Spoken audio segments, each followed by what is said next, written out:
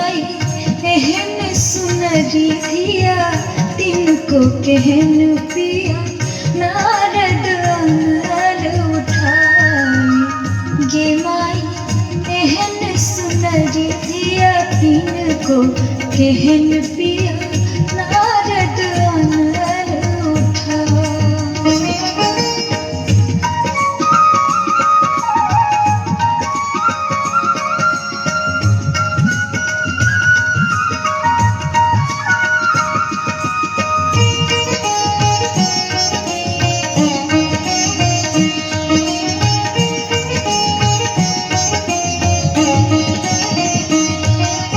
परीक्षण चलली माई मनाइन बर देखी खसले जमाई।